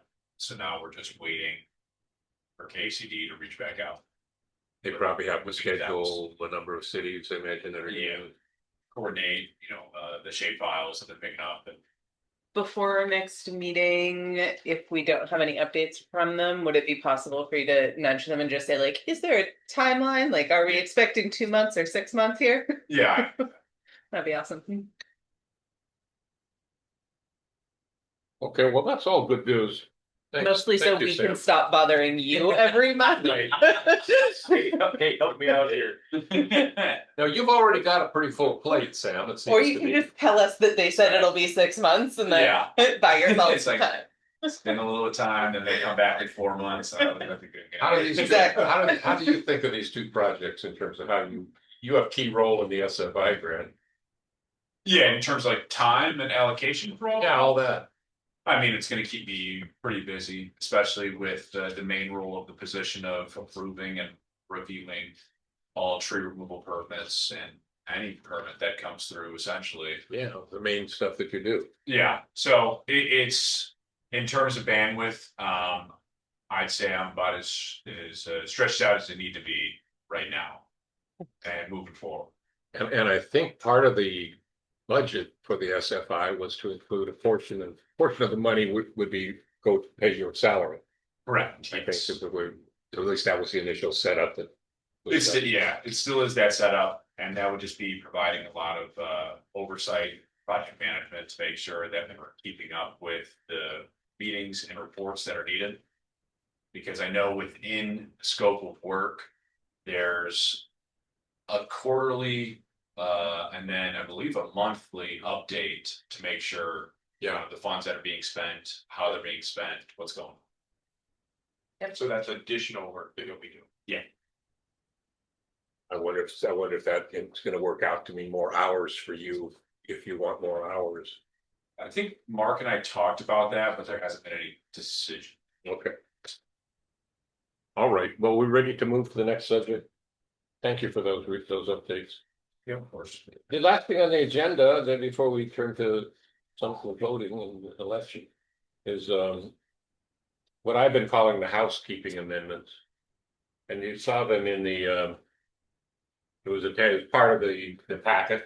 This is some work that was done like a year ago, a year and a half ago, maybe. And I essentially just kind of forgotten about, except that the first part of it, on page 12 and page 13 of the packet, is really getting at the definition of exceptional trees, the exceptional tree. And then that chart that follows on page 13 is other than that, which is a kind of a major item that we would like to touch on in a second here. Other than that, it's kind of just a kind of a random list of just a few edits that the previous arborist Drew had done. It seems a shame to let that work just sit there and not follow through on it. So I was thinking maybe we could take a look at that and decide if we want to talk about it. I was just kind of introducing it here, and maybe we have a chance to look at that a little bit more and see how we want to proceed at our next meeting. Yeah, I agree. These look like they're good changes. I could see why they're useful. Yeah, would improve the ordinance. Yeah, I had a quick question, Paul. So for context, the tree board already voted to approve the new tree diameters. So the table that's on page 13, that change has already been approved by you last year. And I was thinking Sam might speak to what the next steps are for the tree diameter part of the code. And then also if he has thoughts on integrating some of these more housekeeping changes. Yeah. You say it one more time, sorry. What your plans are for the tree diameter part of the code amendments. And then if you have thoughts about, like, do you want to bundle up the other housekeeping items with the diameters, or do you want to keep those separate? So I'm confused. May want to study this a bit. Yeah. That I think, Larry, it seems to me that that the first page of this document is a definition of exceptional tree. And there are a few minor edits in that wording. It seemed to me that maybe when we present the exceptional tree diameters, that might be a good opportunity to incorporate those, since it's a couple of little things. The main topic is the tree diameters. Yeah. So can I have one more try at Yeah, my question? please. So the tree board has approved the changes to the table on page 13. Yes. And so my first question is for Sam is, what is the plan to bring this table to council? And then my second question, all the changes on pages 12 and 14 and 15. Is there a thought, should those be bundled into the diameter changes? Or should that be a separate ordinance that comes to the council separately? No.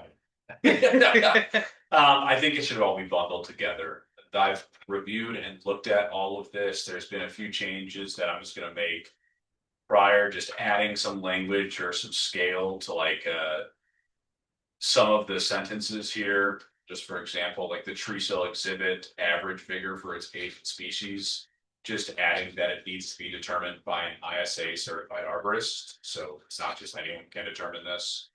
But I think all of it can go to council. I did not know this hasn't gone to council yet. From my understanding. I didn't know this was just sitting, so that was kind of where I've been at. This has been a newer document for me this week or the past week. Mhm. It's like one of the last things got done in Portrait.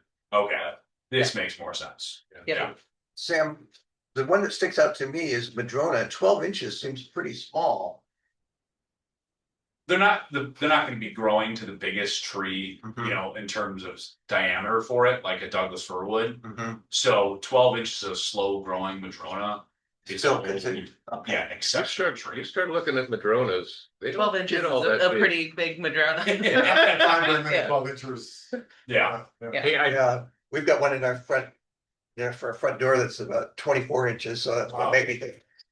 I did want to say for Minda and for Ross especially, there are these two major topics that we've been working on. That we worked on as a tree board over the last year and a half. There's an updated tree list advising people of which trees can be used for replanting when they have to replant. And it's a nice list of trees. It's also just really good general information about trees. And we've approved that here, the tree list, and we're waiting for a chance to take it to the council to add it to our. Is it a part of the code or is it just It's mentioned it exists separately and is reference? currently what we have here. Yeah, It's part of the code. The tree list is part of the code. Oh, the tree list Tree is, it's technically part of the code stating that it needs to be replanted from the tree list, Yeah, except it's a separate entity. It's referenced not listed there. yet. but that's one thing.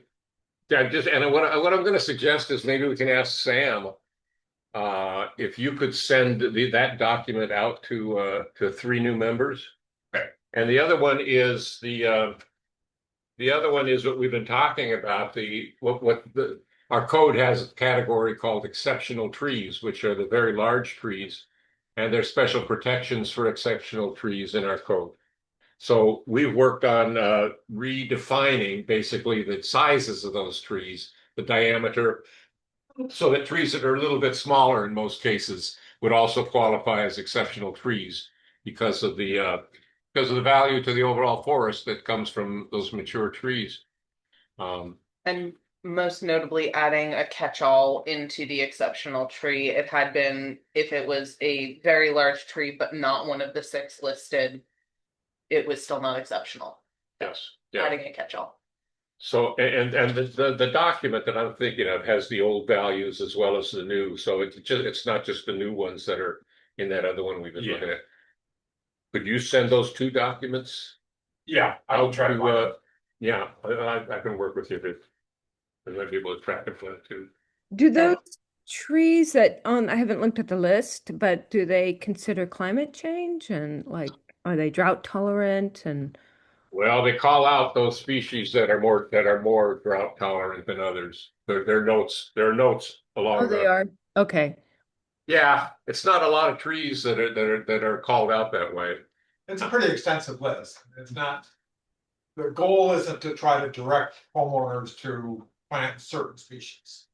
Mm-hmm. They'll give them the freedom to choose what they plant within a broad constraint, I would say. Native is big, yeah. Emphasized, but there's a lot of non-natives on it. But you do raise a good point, Minda, I think, in terms of I think it's going to be more and more an issue for us and probably show up on our tree board work, I think, at some point, is to do more work on that topic, defining the trees and anticipating what trees are going to be good here in 20 years or 30 years. And one of the recommended changes on page 13 is adding language, basically confirming that we can update the tree list whenever we want in partnership with you. Because there was a lot of question when we went through to review it as to, are we allowed to just change it, or do changes have to go through council, or what's the process for that? So trying to add some language to clarify that. Related to that, there's 2 other lines in this chapter of the code that reference a tree list with a very specific date. Yes. And I think that's also part of the house. It's not in the packet, but deleting those dates, just saying it's for the general tree list. It is in the packet on page 15. Oh, It's the 2 changes at the bottom of page 15. dated Oh, the dated general tree or list as dated, otherwise yep. amended. Mhm. Okay. Yeah. And I would just take out the dated June 23rd. I would say current general tree list. I'm not sure why it was put in there instead to just Mhm. add as amended, but whatever works for the language there. Yeah. But that's what those last two changes were intended to be, was making it so that as we update it, code still references the right thing. Good. I think part of having the date there though will prevent people from bringing up an old code, an old tree list that still has invasive species on it, has things on it that we don't want planted, and saying, oh, well, here's the list. It's from Lake Forest Park 10 years ago, but still it's a list, right? Yeah. So having some indication that from this date or ahead as amended makes sense to me.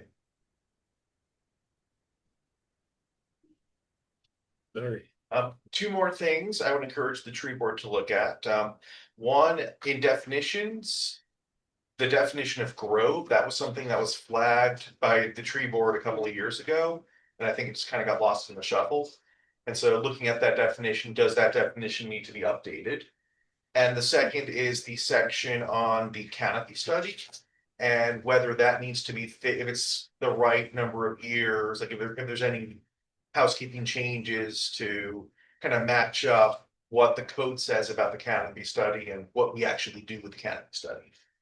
So if you're reading through the code, 1614.160, that's the canopy study. Is this in the material we're just looking at now? It is not, this is not. This is additional things. Yeah, okay. So I would encourage tree board members to look at that section and if there's any housekeeping items that you want to flag. You said 1614, what was that? 160. And the definition of grove, it's in 16.14.030. I don't believe it's in the packet, but it's Yeah. shortly after the table with exceptional tree diameters. Well, I do remember us talking about that definition. I don't know if our thoughts got translated into code. Because I think I Drew believe made that got mistakes. tabled, and then it kind of got lost. Because I think it was like 2 urban forest planners ago. Mhm. Mhm. Mhm. Okay, well, that's a good point. Yeah, just thinking that since, those huge heritage trees are so valuable, I noticed at the end of last summer when it was so hot, a lot of people's cedar trees really were looking bad. Do we have any way to incentivize homeowners to support them spending the money on water for those trees? I think the answer is no. I do not believe that is in the code. It's, our role is in education. If someone wanted to undertake something to develop materials to help educate the public residents about how to manage trees during drought or something like that, that would be good, but I don't think there's money or something in that respect. I think that would be helpful though. I think people think of big trees as, that they're just so durable that you don't need to water them, take care of them. So even that I think would help. And if you have some information about that, I'd be happy to help provide it, Yeah. folks. Well, it sounds like it's something we could talk about at our next meeting if we're going to be talking about materials. Might come under that category. What kinds of educational materials do we want to be developing? Sounds good. I wonder if we get involved with or partner with the North City Water District. I mentioned earlier it does plant exchange. They're like right in our neighborhood. Possibly they could also work together in terms of providing discount for those neighbors for their water bill. I don't know. Or offering water bags for those trees. Oh, yeah. Well, they're my water district. That's where I live. Is the plant exchange North City or is it Lake Forest Park Water District? I thought it was LFP that did the plant exchange. Oh, And the city has 3 different water providers. I believe 4 different water providers. I thought it was North City, but it's the one in LFP, so maybe it is LFP Water Exchange. I'm sorry. The ones right around the corner, I think, are the ones That's It's like, the one right I around the talked corner. to Alan about it at events. yeah. I think it's one of Alan's I've seen it. pet projects. Seen it in there, Yeah. the actual stand of the. Yeah. We've planted several trees from there. They have been very interested in chatting and cooperating. They just did the LFP Water District developed their forest management plan this past year and is going to be working on, I believe, an urban wildfire mitigation plan for their property this coming year. And did a public walkthrough of their well field a few months ago that a couple of us were able to go through and have offered if the tree board ever wants to see more of their property and go check out what they have going on. They've got 13 acres, something like that, kind of right smack in the middle of the city. So they have been very open to chatting about what they're up to and how we could partner with them as well. So I think advertising their plant exchange, things like that, I'm guessing they would be into. Very excited about. They table at most of the same events that we do, so we often end up We'll be connected. seeing them. Yes. Alan Curley. Usually who we see. Yep. Okay. Well, is there anything else? Sorry, I was just trying to, on that topic, recall, what did we say? What's the next step on this then? The ordinance changes?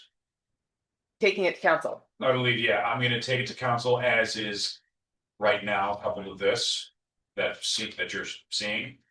And then Larry mentioned looking at a few different things like the grove definition and the canopy study for future amendments. Do you have a sense for when you'd be bringing it to the council? Probably not February, but I would say March. So if that's the plan, so our meetings in March are the 12th and the 26th, your meeting is the 4th. So I think the action item for the tree board is to look over these changes. Also the canopy study and the definition of grove, and if there's anything else that you flagged. And then the hope would be at the March 4th meeting, the tree board would vote to approve not just the exceptional tree diameters, to reapprove those, and also to approve all the other housekeeping items.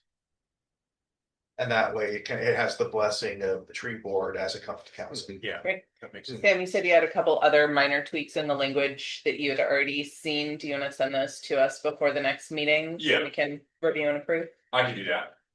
So we would essentially have this packet of 5 pages updated a bit, and then plus the two, we want to take a look at canopy at groves and canopy studies, language in the code. You know, it kind of goes without saying, Ross, Binda, read the code a few times. Start getting familiar with that if you're not already. You may well be.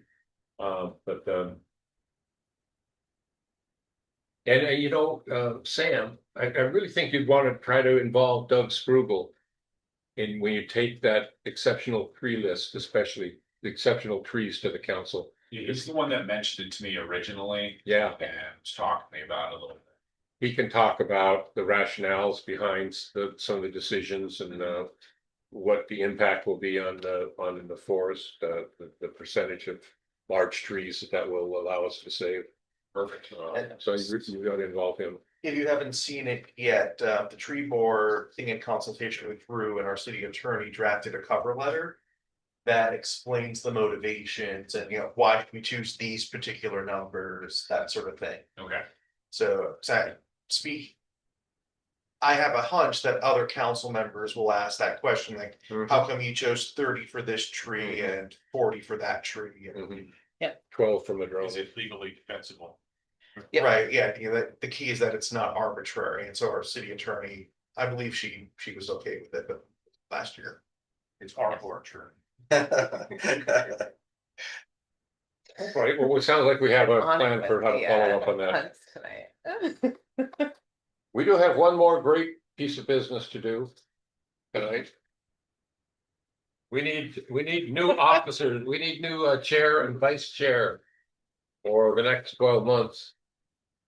And we just happen to know that Victoria is ready to take over as having been vice chair this last year is ready to. Ready may be an overstatement, but willing is a fair assessment. You know, we're all here to help and support, of course. So let's see, how do we do this? I think we need a nomination, a motion. You can open the floor for nominations for chair. If anyone else would like to be nominated as well. Yes, the floor is now open for nominations for chair of the tree board for the next 12 months. Nominate yourself or others. Victoria.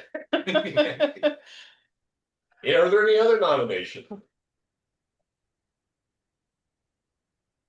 Is there, well, let's see, we can do unanimous consent, eh? And Victoria wants to do it. We need Is willing to. You want to lay out your platform for us? I'm very good at ending meetings on time. That is my primary qualification. I tried to learn that from you. Well, are there any objections to Victoria serving as our chair for the next 12 months? Are there any objections? Are there any objections? I hear no objections, so by unanimous consent, we read it. Honor for doing that. Honor and privilege. Thank you. It would be really great to have a vice chair. And it has been our pattern that the vice chair kind of is first in line to be considered for chair. But that pattern doesn't have to.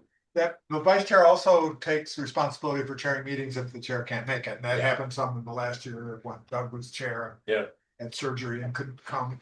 Times. That's right. So there is an actual function for a vice chair. So it would be good to have. And I know I've spoken with Casey about it. I've spoken with Richard about it. And I know both of you folks have serious work things going on. And I certainly understand that. Up to a point. I would also, as the current vice chair of the council, it also helps to spread the workload. Like the chair and the vice chair can work together with Sam to kind of finalize the agenda each month so that it's not falling on one person's shoulders. Is Richard, you also really have work commitments and obligations? You're making this up, Richard. Come on. No, I'm willing to I am willing to do this, but I just won't be in line for chair the following year. Yeah, no, and I have the same concern. I mean, yes, I feel like my work is taking a lot of energy right now. I have 3 conferences the next 2 months that I have to go to, and so yeah, I have this part of me is like, oh, step up and help, and I'm trying to do that right now. So I just don't want to take on. However it works out, there are ways we get through this. That's for sure. I have another idea for a potential inline chairman. Could be Mark again after. That was way down the list, I think, of options for us. Really. Necessary requirement, the vice chair becomes chair. Exactly. And there is the valuable role that a vice chair serves in chairing meetings in the event that the chair can't. So if somebody were interested in being willing to serve in that role for the coming year, understanding that it is not a commitment to become chair in the following year, it would be, I think, valuable to have. Because a year from now, we will have 3 seasoned members of the board who have not served as either chair or vice chair. And can renew as, can you serve multiple terms? Sure. You can't. Unless you are offering to serve as chair for another year. Stacey, I thought I heard the door open a little there. Yeah, I feel really bad. I mean, it really is my time. So, I mean, in this time of need, I'm willing to sort of step up. But I say this refuting the chairman role later on in a year. So maybe Richard will be ready. How I became the president of my HOA. Don't tell me that. You're not helping. Is there anybody else we should consider for vice chair? Binda Besides or Rice, Stacy. if you are interested in vice chair. Yeah, political I would I would be aspirations. happy to have you. I would want to spend at least months just learning the ropes before I even think about anything about that. Yeah, I'm like Ross. I'm just learning. I would Yeah. feel really overwhelmed. It's a little bit of a pressure. I'd be honored, but I kind of want to learn more about the board and get involved and and really read everything very closely. And I feel a little intimidated. It's like, We understand. Is I there- felt the same way, Amanda. Don't worry. I felt exactly the same way. And lo and behold, look what's happening to me. I would like to formally nominate Stacy for vice chair. Second, Is there any objection to Stacy serving as our vice chair for the next 12 months? Is there any objection? I hear no No. objection. So by unanimous consent, Stacy, thank you so much. You're welcome, you guys. Thank you. We can talk. It's take me a while, and I don't know, Richard. When you were chair, getting a hang of how you put meetings together and coordinate with Sam and other things going on to, just that's the main things. And if the remote chance that you should be called upon to run a meeting, and I think Larry's words are important. You can feel free to work together as you plan meeting agendas and stuff like that. So thank you too. Thank you both. That's great. Here. Okay, that's good. We have to think about our next meeting, which is on the March 4th. March the 4th. Well, it sounds like we want to do a work plan check-in and then got a certain topic, right? Well, yeah, we talked about a discussion of materials, ideas for materials, outreach materials, and we can have share the things. We're all up to speed on what we have already to use. We're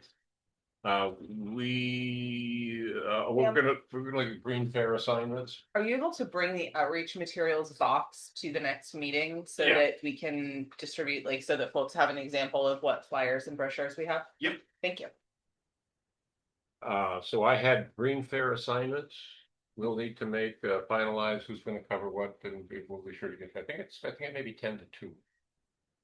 So we'll figure that out. Sounds right. I feel like we did 2 2-hour shifts in the past. We asked Sam if we could get any more of a report on the KCD process. And we're going to do something more with the housekeeping edits. Yes. We're gonna approve them. We're going to take another look at those and hopefully approve them. I would encourage you to approve them in advance of Yes. Sam coming to council. Exactly. Okay, so I got those 4 items. Were there any other things hanging that we want to? Finalizing Arbor Day plans, you're gonna check in with partners, and see if any of both of you're gonna check in with stewardship, you're gonna check in with Secret Gardens and Parks Board and see if any of them want to join us. Partners reports.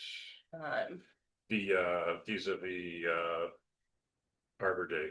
And then after next month's meeting, we should be finalized enough to start making outreach materials to have at Green Fair.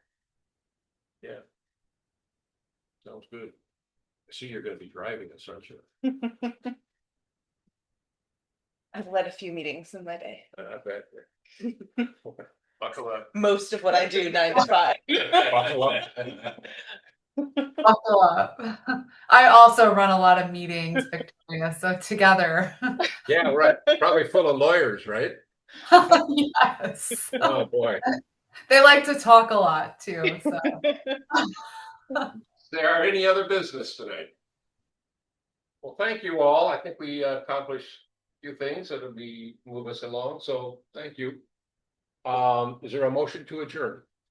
Just want to say thank you, Mark, for your year of clearing. Well, thank you. Thank you. and for your cookies. It's fun fact. I look at this list on our report and I think it's a pretty meager list.